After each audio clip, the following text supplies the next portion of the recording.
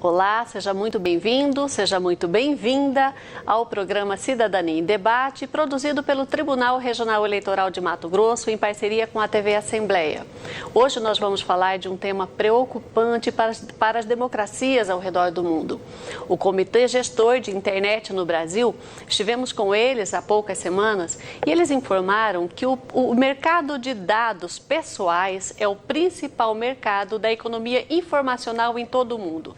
Para se ter uma ideia, esse mercado representa 26% do PIB brasileiro. É um mercado que se alimenta de informações pessoais de milhões de pessoas em todo o mundo. Quando nós navegamos pela internet, nós deixamos rastros digitais que valem milhões de dólares. E essas plataformas de internet vendem esses dados para empresas da economia privada. Essas empresas passam a nos oferecer serviços e produtos de toda a qualidade. Até aí não há abalo para as democracias ao redor do mundo.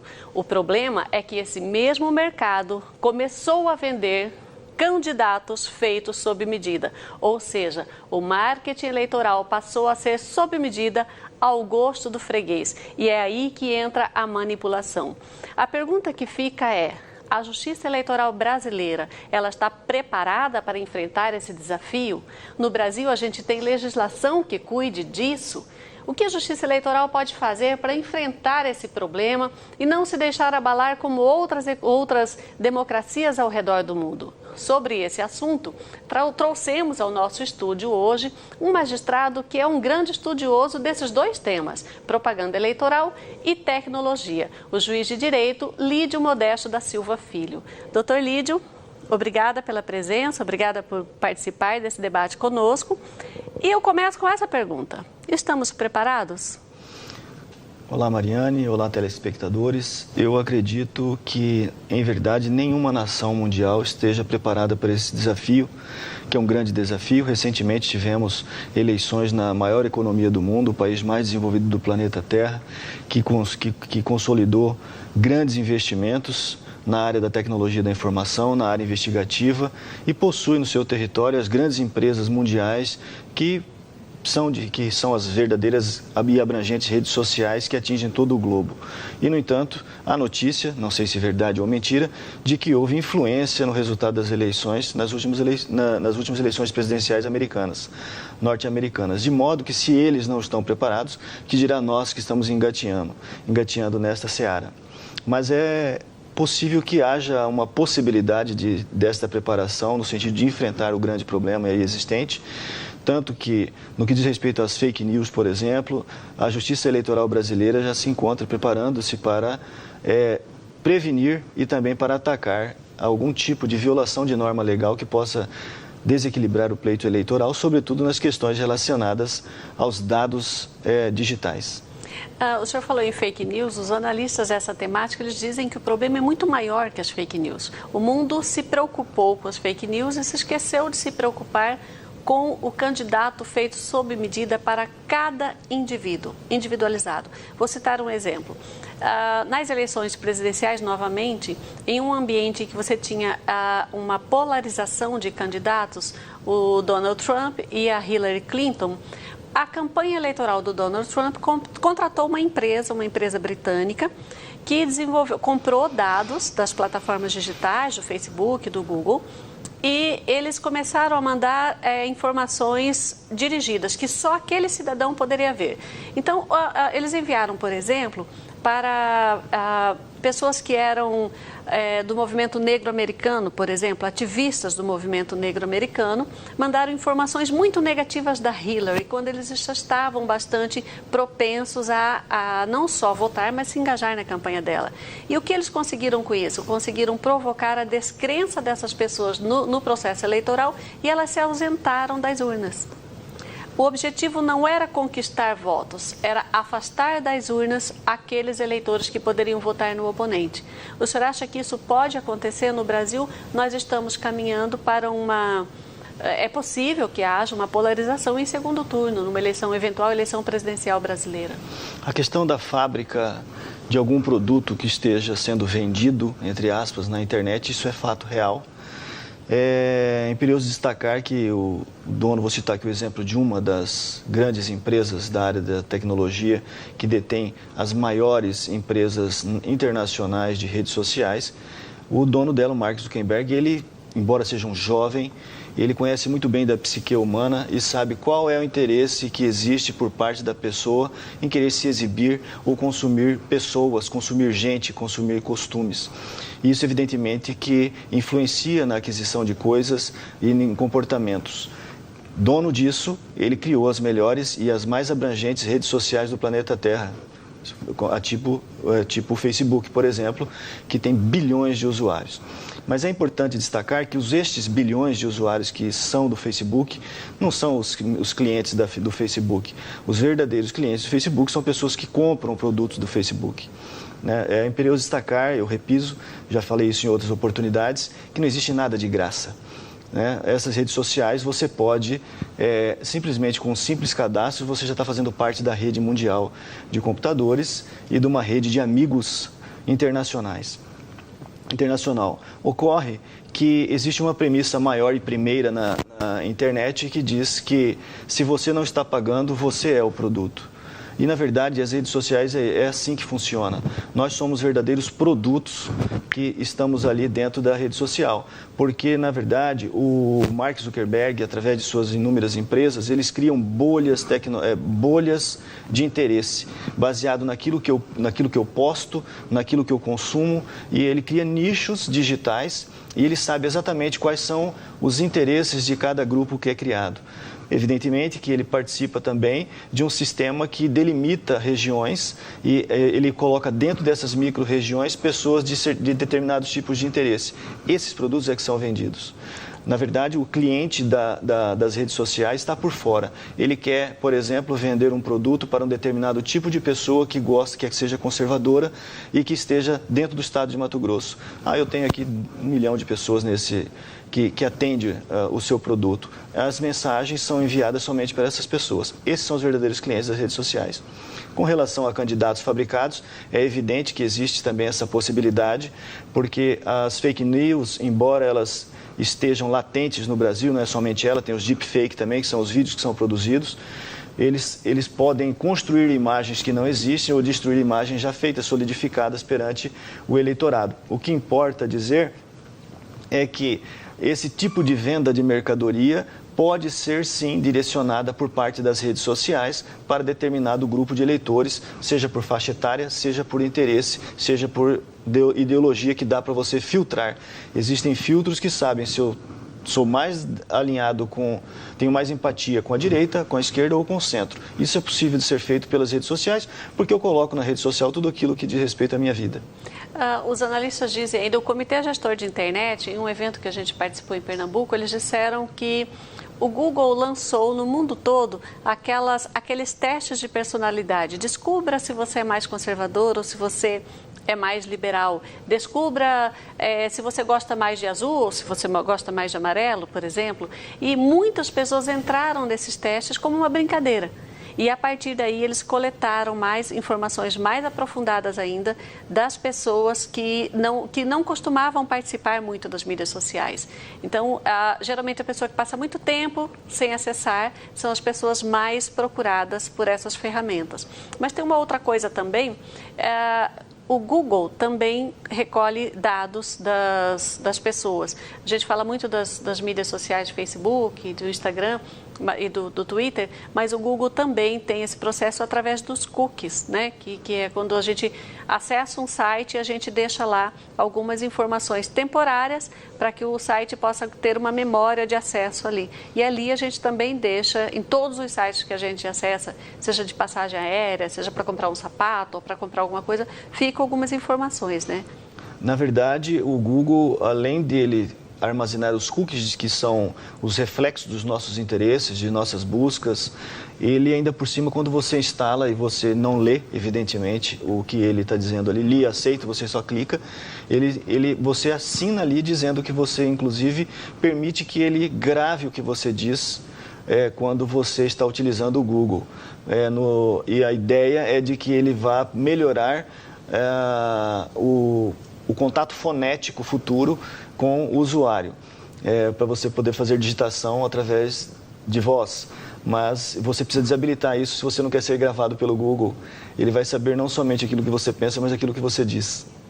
Doutor Lídio, a gente está falando de grandes desafios para a justiça eleitoral, mas me parece que o desafio é para a democracia como um todo, não só para a justiça eleitoral. O senhor acredita que esses candidatos que serão empossados a partir de 1º de janeiro, os candidatos que estão em campanha, eles já teriam que estar discutindo esses grandes desafios que vão encontrar? É um novo universo, é um novo cenário daqui em diante.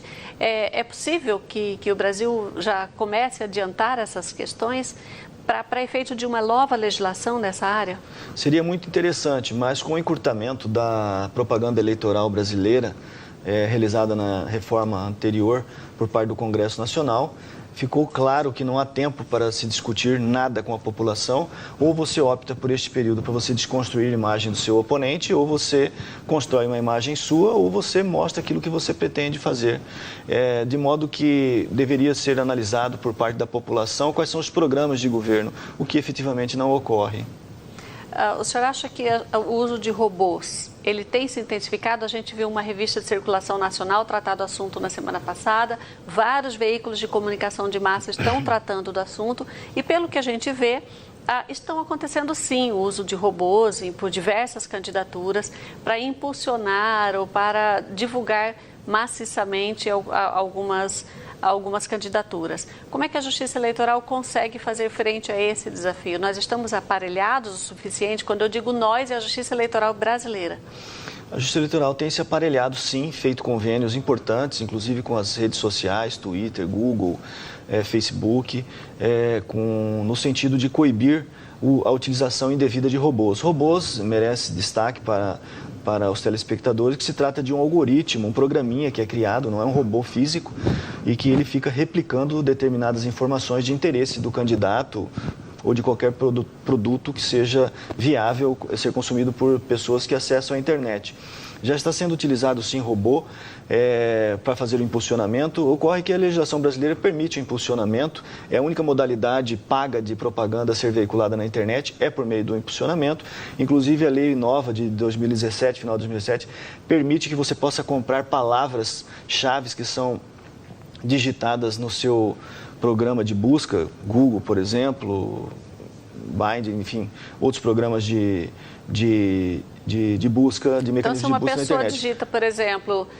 Eleição 2018 aparece lá, Lídio Modesto, por exemplo, candidato em cima. Lídio Modesto, entendi. Eu posso comprar isso vai ser... Desde que conste na prestação de contas. Desde que conste na prestação de contas, mas é possível que haja esse tipo de aquisição. Então, na verdade, trata-se de uma falácia ou de uma lacuna legal dizer que não existe propaganda paga na internet, porque essas duas modalidades são previsíveis na lei e elas são evidentemente pagas. Mas a Justiça Eleitoral, através desses mecanismos que ela tem intensificado com estas empresas de tecnologia internacionais, nós estamos nos prevenindo para evitar esse tipo de desafio à norma legal e também temos mecanismos para coibir, inclusive com o compromisso dessas empresas de retirar do ar, entre aspas, tirar da internet algum tipo de propaganda que seja considerada ilícita ou indevida em 48 horas. Nós vamos para um rápido intervalo e a gente vai continuar este bate-papo interessante com o juiz de direito, Lídio Modesto, que entende muito de justiça eleitoral, ele já foi juiz membro do TRE, entende muito de propaganda eleitoral, publicou um livro neste ano sobre esse tema e é um estudioso da área de tecnologia. O papo tá bom, fique com a gente.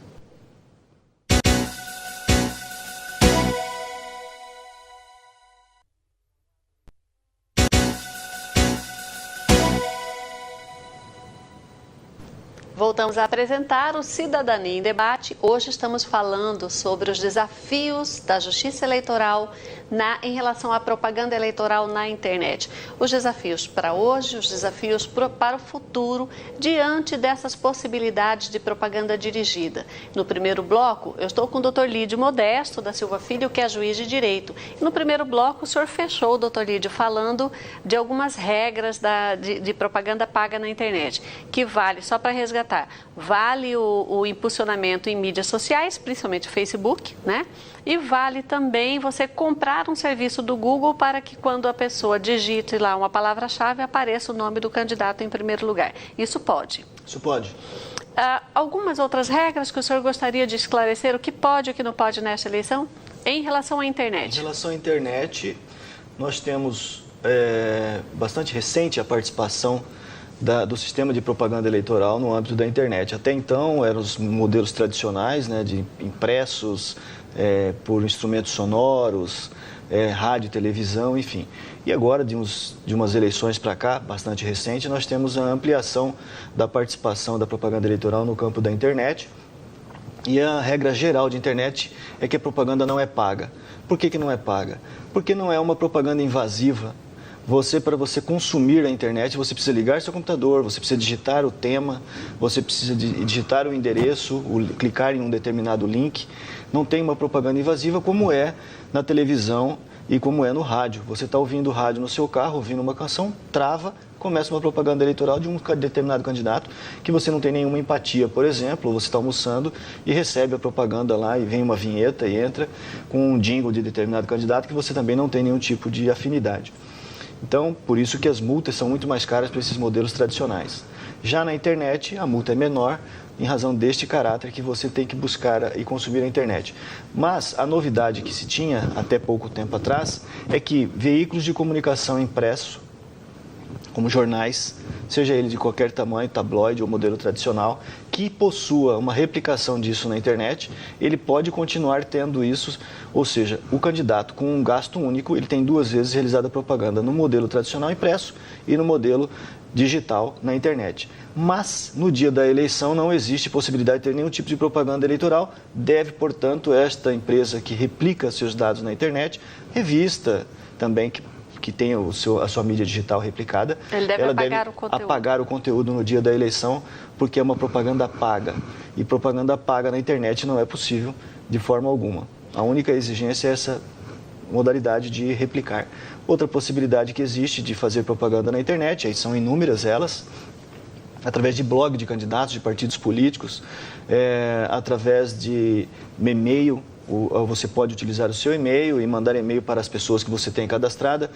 Uma exigência que não se possa comprar cadastro de nenhum tipo, seja ele por telefone. E se a pessoa também coloca a opção não quero mais receber esse e-mail, ele deve cessar naquele momento? Deve, em todas as propagandas endereçadas por meio da internet, ou por mídia social, ou também por instrumento de tecnologia, haver o sistema de descadastramento. O sistema de descadastramento é sempre no rodapé da mensagem, onde você clica não quero mais receber, alguma coisa nesse aspecto. E se eu continuar recebendo, quem está encaminhando, ele tem que ser multado. Eu posso encaminhar isso para o Ministério Público Eleitoral e por cada mensagem recebida de forma indevida, eu recebo R$100 daquele que encaminhou a mensagem, e isso está previsto em lei também.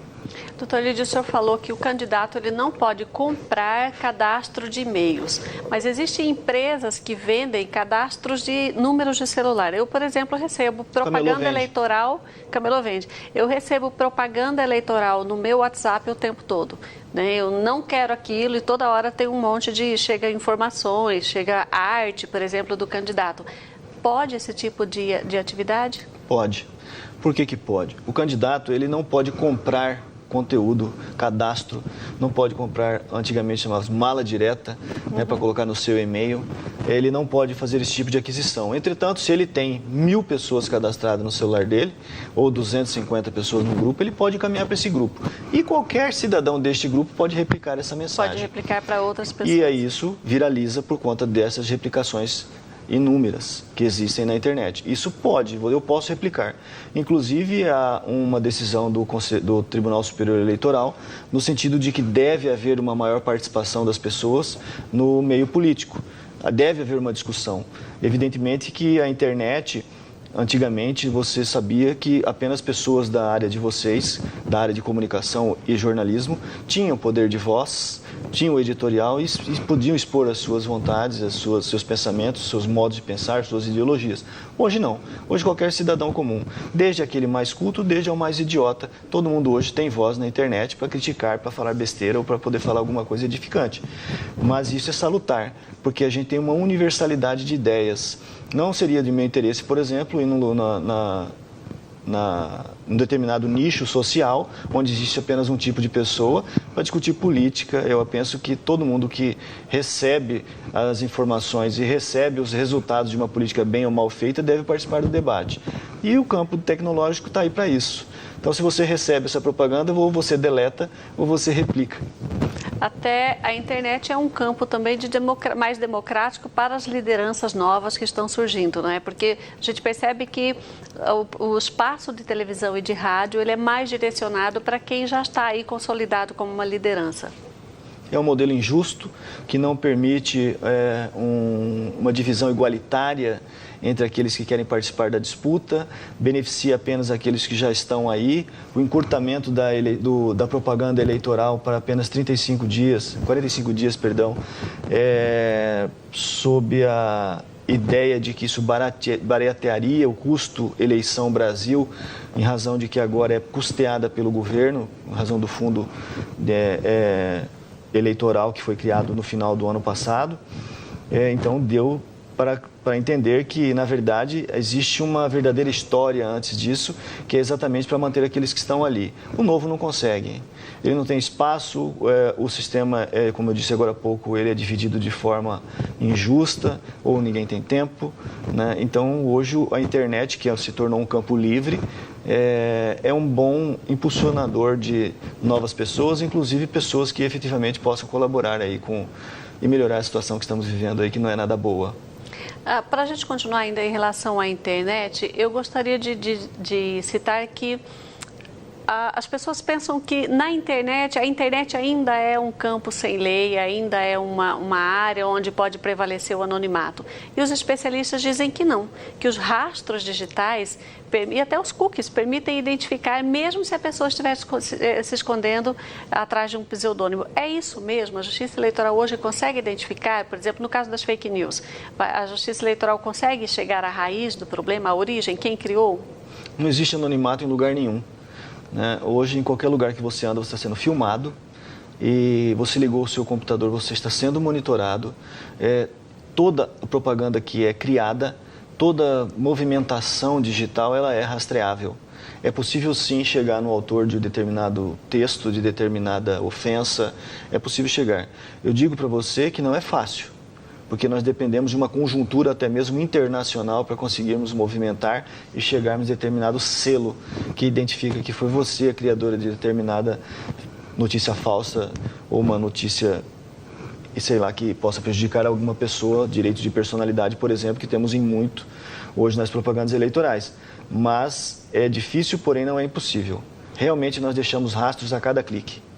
A Justiça Eleitoral, a cada ano, na área da propaganda eleitoral, a cada ano tem uma inovação e que aquela eleição se torna um laboratório para aquela inovação. O senhor acredita que nesta eleição o grande laboratório na área da propaganda está sendo as questões das fake news? E o senhor acredita que ainda vamos enfrentar mais uma eleição com esse desafio ou vamos amadurecer melhor até a próxima? Como é que a Justiça Eleitoral está caminhando em relação a isso? Existe um progresso muito grande no fazejamento da eleição por conta da Justiça Eleitoral. Decorre de preceito constitucional o poder regulamentador da eleição por parte da Justiça Eleitoral. E a cada eleição, a cada 2 anos, nós aprimoramos o sistema de se fazer uma eleição. Hoje, o desafio que se apresenta são as fake news. Eu acredito que as experiências que nós estamos vivenciando agora, elas são muito salutares. Eu tenho certeza que evoluiremos no sentido de combater ou de prevenir melhor. Eu penso que, assim como a corrupção, é impossível você eliminar propagandas inverídicas que possam tramitar na internet. Sempre, né? Desde antes da invenção da internet. Né? Desde muito antes a fofoca já existia, né? A mentirada já existia. Eu sou cuiabano, né? O futico existente muito antes de se ter internet. Mas agora é muito mais simples de disseminar o futico. É verdade. Hoje em dia, através da internet, rapidamente você viraliza uma notícia falsa. Mas estamos combatendo isso. Mas por mais que o cidadão comum não compreenda muitas vezes, ou até mesmo o operador jurídico, o porquê dessas mudanças que acontecem, que muitas vezes parece que são para beneficiar ou prejudicar alguém, na verdade é um sistema de aprimoramento constante que existe por parte da Justiça Eleitoral. É possível você verificar que há pouco tempo atrás nós tínhamos cidades muito sujas, cidades muito barulhentas nesse período eleitoral. Hoje até parece que não estamos vivenciando uma campanha eleitoral curta como é do ano de 2018. Então eu percebo que o meio ambiente agradece, porque não temos poluição sonora, as árvores não estão sobrecarregadas de coisas, as cidades estão ficando limpas, não temos muro pintados, faixas penduradas em postes. Não temos bueiros entupidos, né? Temos bueiros com entupidos. santinhos. Então, eu penso que caminhamos no sentido de aprimorar o sistema até chegarmos, não muito longe daqui, uma propaganda talvez totalmente digital e, quem sabe, uma propaganda em que, ao final dela, nós teremos a possibilidade de votar por meio do smartphone. Doutor Lídio, recentemente o Colégio de Presidentes dos Tribunais Regionais Eleitorais, do qual o nosso presidente, o TRE, desembargador Márcio Vidal, é também presidente do Colégio de Presidentes, eles entregaram para o Tribunal Superior Eleitoral uma minuta do novo Código de Direito Eleitoral. Já é hora do Brasil repensar, até por essas inovações todas, do Brasil parar de fazer remendo na legislação e pensar num novo Código de Direito Eleitoral. O nosso é de 65, não é? Da década de 30.